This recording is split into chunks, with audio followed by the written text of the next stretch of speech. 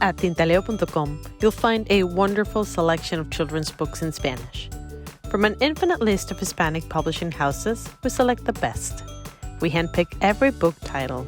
We read them over and over again, fall in love with them, share them with our own kids, and only then we'll share them with you. We created this space because we love our language, our culture, and our roots, and we strongly believe that we can encourage bilingualism through the power of literature. Come and fill your bookshelves with books from tintaleo.com. Carga aérea y marítima, consolidada y contenerizada, puerta a puerta, transporte terrestre, distribución, seguro de carga, almacenaje, agente de aduanas, mudanzas internacionales, asesores logísticos y en legislación aduanera, broker de compras internacionales, ubicación de proveedores, marcas y productos, pagos a proveedores. No te estreses, ponte en manos de Venbox, tu mejor aliado para transportar con éxito tu negocio a través de Logistics Project, que tiene alianzas directas con las navieras más importantes del sector para ayudarte a hacer realidad o expandir tu proyecto de comercio exterior. Crece junto a Venbox y Logistics Project. Contáctalos a través de www.venboxpty.com o a través de su Instagram o Facebook y permítenos transportar el éxito de tu negocio. ¿Y tú? Tampoco lo hagas. El martes 25 de octubre se introdujo una demanda contra el Banco Occidental de Descuento, BOD, y la empresa Holding Cartera de Inversiones de Venezuela, CA, cuyo propietario mayoritario es Víctor Vargas. Los demandantes, representados por los abogados Carlos Calderón y Roberto Jun, solicitan en nombre de unos 200 afectados que se levante el velo corporativo, tanto al BOD como a Cartera de Inversiones de Venezuela. Y es que los activos y pasivos del BOD en Venezuela fueron adquiridos por otra entidad financiera, pero los clientes afectados en los bancos asociados en el Caribe no han recibido su dinero. Los bancos en el Caribe, propiedad de la empresa Holding Cartera de Inversiones de Venezuela, sea propiedad a su vez de Víctor Vargas, en un 99,57% son Curazao Banco del Orinoco NB, Antigua y Barbuda Boy Bank, Panamá All Bank, República Dominicana Banca Múltiple de las Américas, Banca América. No callaré, se conecta de inmediato con el abogado especialista en defensa de usuarios y consumidores, Carlos Calderón Arias, quien fue presidente de FOGADE y defensor de los deudores de créditos indexados, esos que conocimos como los créditos mexicanos, entre otros reclamos colectivos. Bienvenido, qué placer tenerlo y verlo, aunque sea a través de esta tecnología. Gracias a ti, Nito, un placer en verdad volverte a ver también, que sea por esta vía, y aquí estamos, como en efecto mencionaste, hemos intentado una acción ante el Tribunal Supremo y estamos, bueno, en los desarrollos jurídicos que ahí se puedan esperar. Yo quiero hacerte una pregunta empezando, y perdóneme que te tutee, pero la verdad es que nos conocemos hace mucho. Así es. ¿Por qué esto no ha sido un escándalo en Venezuela? Yo recuerdo que con las crisis financieras en el país, cada vez que caía un banco, era un escándalo. Y sobre todo este régimen imperante en Venezuela, por ejemplo, nombra de vagabundos para abajo una cantidad de banqueros, pero lo que está pasando con este banco lo han tenido siempre como con muy bajo perfil y nadie se mete con esto. Es más, conseguir la información no es fácil, no está en todos los medios, por lo menos en los medios tradicionales. Sí, 2 o 3, quizás unos portales de Aragua, unos portales de Carabobo, pero está difícil. Antes esto hubiera sido un escandalazo. ¿Por qué este silencio con este caso?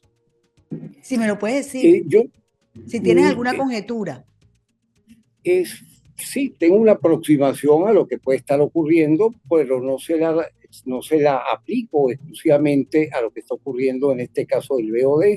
Yo creo que está ocurriendo en Venezuela hace cierto tiempo, donde es difícil acceder a la información en vivo, donde se han restringido los medios de comunicación de una u otra manera, y en cuanto al impacto que ha tenido esto como una situación, un issue, un punto, digamos, puntual en lo que es una materia financiera, ya la sociedad prácticamente en los últimos 50 años se ha entregado, se ha visto que las crisis financieras tarde o temprano les van a afectar a ellos y ya no hay ese reclamo, como tú dices, antes era mucho más fuerte, pero haciendo un pequeño ejercicio uno puede recordarse 25 instituciones que han sido intervenidas y liquidadas y siempre terminan en lo mismo. El banco quebrado, los empleados pierden sus puestos de trabajo, inclusive sus liquidaciones, el depositante, por supuesto, pierde su depósito y siempre pasa lo mismo a los dueños administradores, nada o poco les pasa. Esa es la realidad. Nosotros como equipo profesional nos hemos dedicado a la defensa de los usuarios y consumidores y este es un punto central en que hay que defender al ciudadano, principalmente al ciudadano. ¿Y porque ahora sí podría ser distinto a otros? Pudiera ser distinto por varias razones, porque si bien lo recuerda y tomo las palabras por ti dichas, estas crisis bancarias tienen larga data en Venezuela y esas largas datas han pasado por diversos estamentos jurídicos, constituciones fundamentalmente, y las constituciones de hoy no es la misma del 61, ni el desarrollo aguas abajo de las normativas legales son las mismas que regían para las experiencias de las autoridades en aquellas crisis. Ponte recuerdo, una que tuvo un impacto brutal en el país, como fue la de 1994, que le costó al Estado nada más y nada menos que 6.500 millones de dólares, la reducción del PIB en 11%. Eso fue cuando lo del Banco Latino y arrancó con el Latino, pero se fueron cayeron una cantidad de entidades. Sí, como no, 8 o 9 entidades más a los 6 meses y posteriormente 3 o 4 más. Esto fue un desastre. El marco jurídico... Pero no solamente que fue un desastre, doctor, es que además se tuvieron que ir del país muchos de los dueños de los bancos porque estaban siendo perseguidos para encarcelarlos. Muchos murieron en el exilio, pero es que yo veo que aquí no pasa nada. ¿Dónde está el señor Víctor Vargas? ¿Dónde vive? Y bueno, no puedo dar certeza dónde se encuentra. Entiendo que tiene su residencia en República Dominicana, pero entiendo también que ha estado presente en Venezuela en épocas muy recientes. Pues no sé exactamente dónde puede estar en este momento, no me compete pues ese punto. Claro, lo que quiero dar respuesta. Yo lo pregunto porque la información que uno maneja es que sí está en Venezuela. Entonces, sí, uno dice, bueno. Pudiera ser en Venezuela, pero no ha salido el auto en el cual pueda configurarse una actuación del Ministerio Público con las consecuencias que ahí derivan. Eso es una materia distinta, que es materia propia de quienes llevaron, pues ya no la llevan, una liquidación en sus etapas iniciales, o más bien intervención, ¿no? Que son una intervención donde hubiese nacido una medida. En todo caso, en este juicio ha sido pedido a la Sala Constitucional, se notifica al Ministerio Público, pero eso es la materia propia del Ministerio Público. Si ve elementos, si así lo considera, si así lo juzga, no estamos nosotros para esa materia. Estamos para... Está bien. Entonces retomemos. ¿De qué monto estamos hablando? ¿Cuántos son los afectados? La demanda son 200. Pero exacto, de estos bancos del Caribe, ¿cuántos venezolanos están afectados que ustedes? La primera respuesta te lo doy de lo que representamos. Estas 200 personas más o menos suman un poco más de 25 millones de dólares más los intereses no calculados. Estas 200 personas. ¿En cuánto está en juego? Para que tengas una simple idea, nada más con el Banco del Orinoco y Curazao, estamos hablando de 1.100 millones de dólares. Ese monto no lo señalo yo, lo señalan los propios liquidadores en sus informes, que llevan hasta el momento 10 informes al respecto.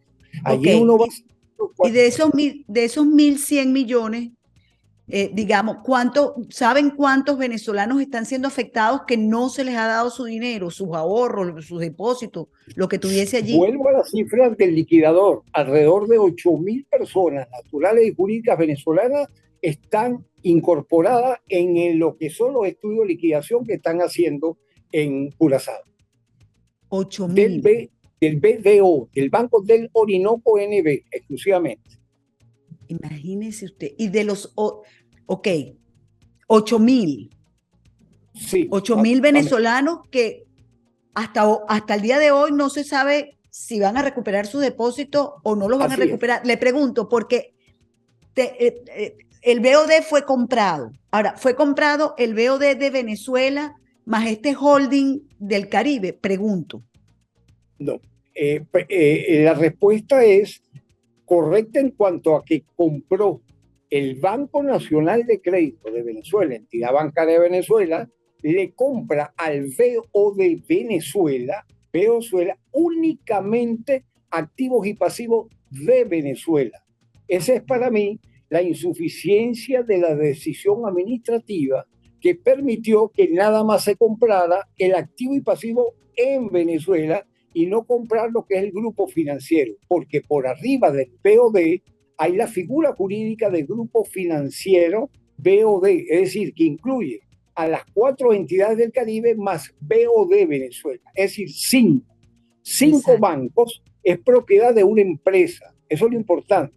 La gente piensa que es que el BOD es dueño de los otros bancos. No, no es el BOD, es la cartera de inversiones de Venezuela, una empresa que es propiedad de Víctor Vargas, que es la dueña de los 5 bancos.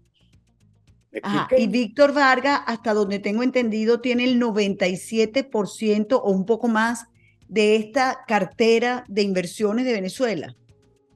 A Víctor Vargas es propietario del 99.57% de cartera de inversiones de Venezuela, que es la dueña de los bancos. Sí, BNC. Yo me quedo sin palabras. Bueno, no sé ni qué decirle. Porque nosotros estamos en esto defendiendo a personas desde hace más de 2 años. En ese debatir hemos podido hacer mucha investigación profesional sobre cómo es el tejido, y el tejido nos ha llevado a esto. ¿Cuándo podemos actuar en Venezuela? Cuando la entidad administrativa fiscalizadora, la autoridad que es Sudeban, pues toma la decisión y permite la venta al BNC, que es un tercero de buena fe, que también está convocado a hacerse parte en el juicio como tercero de buena fe, porque todas las resultas del juicio obviamente le pueden impactar al BNC. Por eso el BNC estará ya presente cuando sea notificado o admitida. ¿Por qué le podría impactar? Esa parte no la comprendo bien. Porque lo que se configuró como un balance consolidado, que es la primera característica de un grupo financiero, quizás no haya sido reproducido en exactitud en la negociación que fue pactada. En segundo lugar, hay un conjunto de venezolanos que tenemos representados, varios de ellos, que con sus depósitos en los bancos hermanos del BOD, obtenían del BOD en Venezuela créditos en bolívares garantizados con sus dólares afuera. Cuando el BNC compra lo que está en Venezuela, está comprando una cartera de crédito, donde aparece un crédito, en un supuesto, hagamos el ejemplo, que Nitu Pérez Osuna pidió un crédito al BOD de Venezuela, el BOD de Venezuela le dijo, sí, pero usted me pone en garantía sus depósitos en el banco, de lo que tiene en el Banco del Orinoco. En consecuencia, esa será la garantía del crédito en bolívares que yo le doy. Te lo aprueban, con el tiempo venden la cartera de crédito, pero no arrastra la garantía ni te la devolvieron. Es decir, tú eres deudora de un nuevo acreedor, pero no tienes garantía. Claro. Y estos bancos del Caribe, doctor, bueno, el de Panamá cerró. Todos van a ir por esa vía. Todos van a ir. Yo creo que el Orinoco también cerró. O sea, aquí han cerrado todos estos bancos. Sí, así es, correcto. Entonces, ese dinero, ¿dónde quedó? Está en el aire. Usted me habla de las juntas liquidadoras, pero ¿dónde está el dinero? Es que ahí vienen los problemas por los cuales nosotros estamos pendientes para actuar en Venezuela como única garantía de recuperar algo. Porque para mí, personalmente, veo muy difícil que en el área del Caribe se pueda recuperar algo siquiera cercano al 15% de las deudas que tienen esos bancos con depositantes venezolanos. ¿Por qué? Eso se reproducía en papeles de deuda pública venezolana o deuda pública emitida por las empresas públicas venezolanas, léase PDVSA, que luego eran colocados en 2 custodios internacionales, 3 custodios. El Banco del Orinoco tenía 3 empresas reconocidas, empresas competitivas y de buena reputación en el mercado internacional, a quien les entregaban los documentos. Pues no hay manera de que el liquidador obtenga la información de dónde están los documentos. Pero decir, ¿dónde están? Y no hay una sospecha ¿dónde están esos documentos? Sospechas pueden haber muchas, lo que no es la prueba.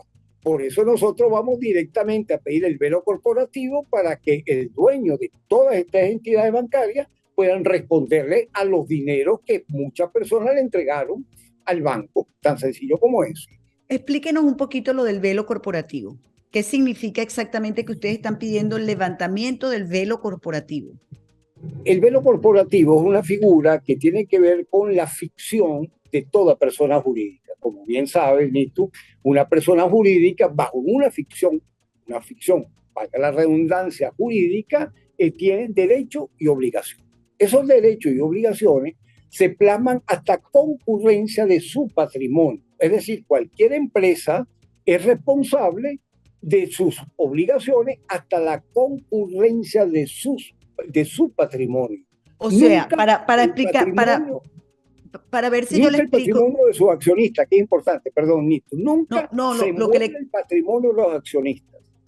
Okay, ahora, lo que le quiero entender, captar es, levantar el velo corporativo es investigar más en profundidad.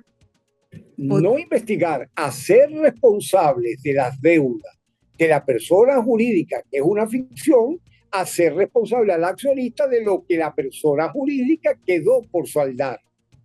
Exacto. En este caso estamos hablando de que la ficción jurídica es cartera de inversiones de Venezuela, ¿cierto? Pero el accionista... La ficción jurídica es POD, que tiene un accionista que es cartera de inversiones, sobre cuyo dueño es Víctor Barr. Ya entendí. Eso es levantar el velo corporativo, que lleguemos hasta el accionista. El velo corporativo. Como ve a las empresas, a las personas jurídicas, se les levanta el velo corporativo y eso está producto, es interesante que lo señale, porque la crisis del 94, algunos en los cuales yo participé, como recordarás, solicitamos que habían que darle instrumentos a la autoridad para poder llegar con rapidez. Esa norma duró 5 o 6 años para ser incorporada en la normativa bancaria. Por eso es que yo digo que los presupuestos de las crisis anteriores, con la constitución anterior y con la normativa existente anteriormente, no podía llegar a unos resultados que ahorita tienen los instrumentos para poder hacerlo. Eso es un reclamo que tenemos. Si pueden, si te interesa profundizar un poco más en el texto, más de la óptica legal, es el artículo 151 del decreto ley que rige la materia bancaria hoy en día en Venezuela. Ahí lo explaya clarísimamente y habla de presunción. No hay que demostrar, no hay que tener una sentencia, basta con tener elementos razonables y demostrables para que exista la presunción sólida de que se está cometiendo, que con un tinglado, una elaboración societaria de diversa índole se va de las responsabilidades patrimoniales y se va de las responsabilidades de ley que tiene ese grupo financiero. Tengo varias preguntas, pero quiero seguir con el tema de los afectados. Hablamos que solamente en el Banco Orinoco hay unos 8.000 venezolanos afectados y en las otras 3 instituciones. Las otras 3 en menor medida, fíjate. En Antigua y Barbuda hay una entidad que se llama el BOI Bank, BOI Bank. Este BOI Bank tenía también una buena cantidad de venezolanos en su cartera de clientes. Te puedo decir que pudiera tener sobre el 60%, pero representaban montos menores, montos menores cercanos a los 900 millones. El tercero en orden de importancia era el All Bank de Panamá. El All Bank de Panamá tenía también un porcentaje cercano al 50% de venezolanos, personas jurídicas o naturales venezolanas, pero su monto era aún menor que el del Banco de Antigua y Barbuda Bank. Y el último era el Banco Múltiple de las Américas, que estaba en República Dominicana, se conoce como Banca América, en el cual ahí sí era al revés, el 85-90% son clientelas de dominicanos, pues de ese país, ciudadanos de ese país. Ese es el último que entró en la crisis, ese ha tenido medidas distintas, pero en definitiva ninguno, a mi entender, por esas colocaciones cruzadas, de guárdame tú allí 50 millones, pásame este documento para allá, me lo cuidas tú un rato, etcétera, que eran maquillaje financiero. Al final de cuentas, el Orinoco tenía una altísima concentración de recursos de Old Bank, de Boy Bank y de Banca América, que les ha afectado en sus cuentas fiscales. Ese es el punto. Esto es un entramado complicado, ¿no? Societario. ¿Y hasta dónde ha logrado llegar su equipo? Bueno, vamos por paso. Nosotros hemos, en primer lugar, agotado la vía administrativa, nos hemos dirigido a Sudeban, pues no obtuvimos, como podrás imaginar, la respuesta adecuada. Vamos ahora a la vía judicial, a la vía contenciosa, donde compete por jurisdicción y competencia, que es la Sala Constitucional, y todavía nos quedaría un último escalón, que es la vía internacional. Todo se va agotando en su momento y cada vez más pues se va generando un mayor apoyo, uno recibe informaciones de otros profesionales, aparecen clientes que precisan lo que uno intuía, pero no tenía el hilo y uno los completa, y esto es amplio. Pues yo creo que esto puede, no hablemos de los 10.000, 13.000 personas afectadas en su conglomerado total, pero sí puedo señalarte, Nitu, que esto... ¿Cuántos son los afectados totales? Entre 10.000 y 13.000. Entonces, pongamos 11.500, 12.000, estamos calculando, ¿no? Entre sumando todos los bancos, me refiero, ¿no? Todos los bancos.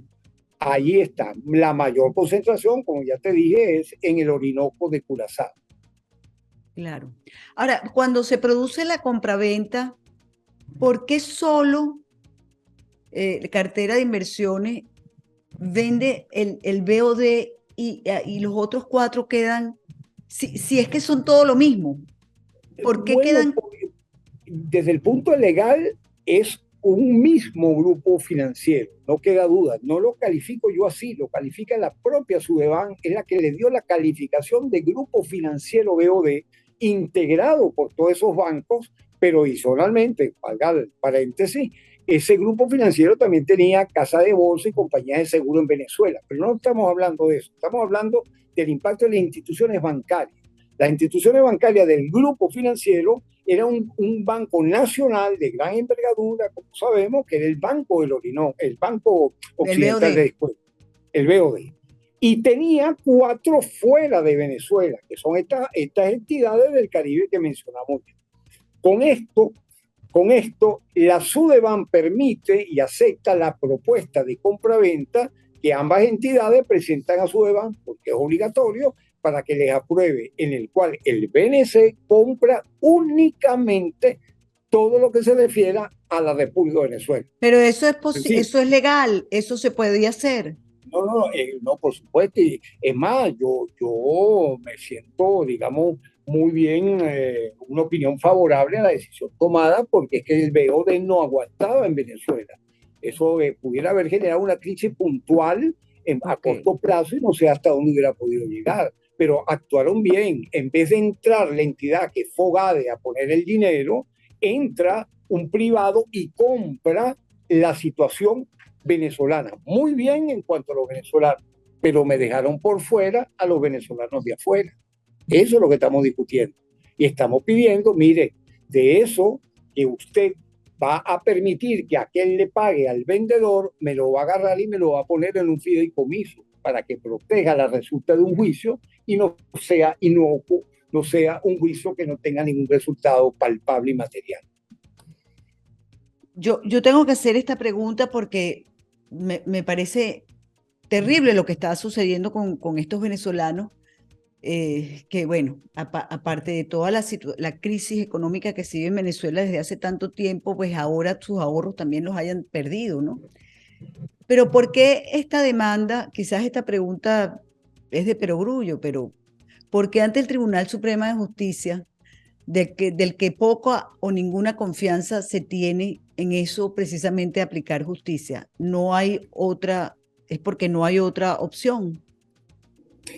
Fíjate, el análisis que uno hace como estudioso de la ley y como defensor inclusive del texto constitucional es que la competencia es propia de una sala constitucional de un Tribunal Supremo de Justicia. Vamos hasta allí. Esta es una acción colectiva y difusa, es decir, una multiplicidad de ciudadanos venezolanos y de sus empresas, etcétera, y esa es la instancia que compete. Tú me preguntas que por qué a este tribunal. Bueno, porque es el tribunal el único que puede hacer real y efectiva una decisión, que puede materializar realmente una decisión sobre medidas cautelares. Si no, cualquier acción sería inocua. No tendría la respuesta que la sociedad nos pide en ciudadanos que prácticamente están en estado de necesidad.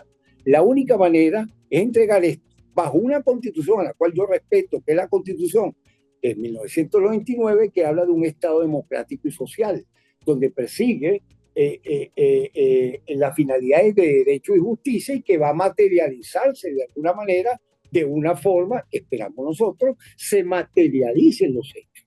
De resto, yo no veo otro camino. Usted sabe que yo estoy el internacional es otro. Usted sabe que yo estoy absolutamente en desacuerdo con lo que está diciendo, pero yo entiendo, tengo que entender que por lo menos hay que dejar las cosas documentadas. Por lo menos hay que hacer las acciones para que en el futuro, cuando en el país haya libertad y justicia, se sepa lo que se hizo. Fíjate que yo no lo quiero meter a usted en problema, esta es mi opinión mía personal. Sí, la respeto, no la comparto, pero la respeto. Exactamente. ¿Cómo no? Ahora bien, supongamos que la Sala Constitucional dice que no procede. Inadmisible. Inadmisible, exacto. Nada, nosotros tenemos que estudiar entonces las instancias posteriores.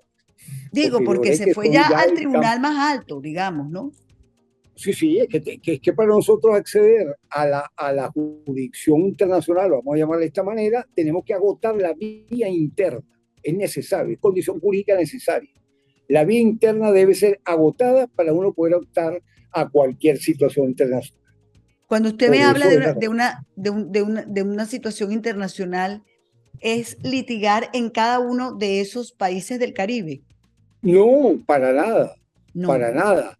De abrirse la Corte Interamericana de Derechos Humanos pudiera ser allí, pero tenemos también la Corte de Derechos Humanos en Europa, que refiere un poco el brazo de las Naciones Unidas, en el cual Venezuela es parte.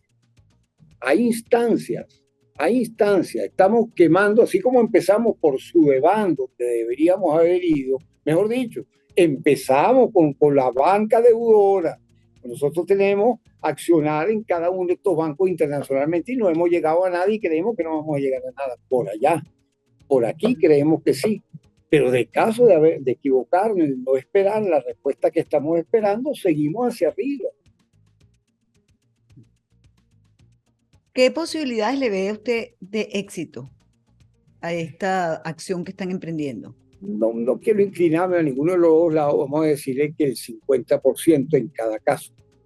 Que ya, yo por ejemplo, en la primera instancia, que es en la etapa de la admisión, yo creo que hay suficiente mérito, demostraciones jurídicas alegadas allí, señalamientos precisos, anexos que ponen en evidencia, los anexos superaron los 500 folios, donde es suficiente para que el tribunal en primer momento vea mérito de que sí hay lugar a conocer el fondo de esa demanda que se propone.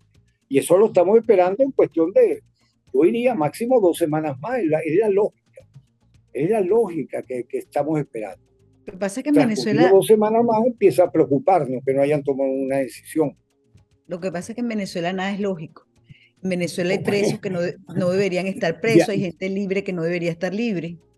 En Venezuela nada es lógico. De allí la preocupación que te expreso, que si a las 2 semanas no tenemos una respuesta, sea la que sea, admitir o inadmitir, pero ya sabemos cómo continuar.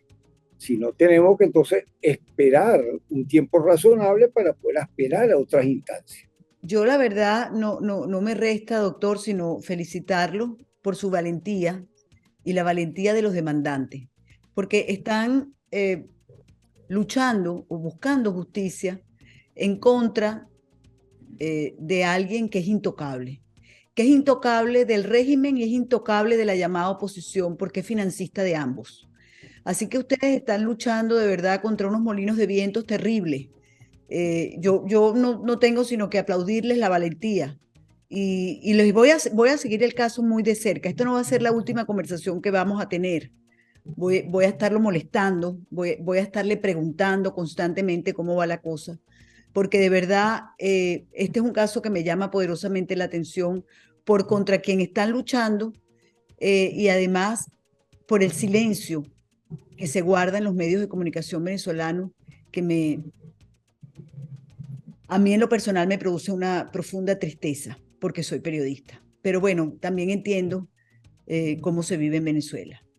No sé si tiene algo más que agregar, algo más que decir. Lo único que quisiera agregar, Nito, y te lo agradezco, es que a través de tus medios pues se hace aún saber más la situación que se está viviendo, porque te podrás imaginar que entre 200 personas y 12.000 o 13.000 o 10.000 personas hay un margen numérico muy grande, y dentro de lo que es el proceso hay lo que se llama la adhesión a la demanda.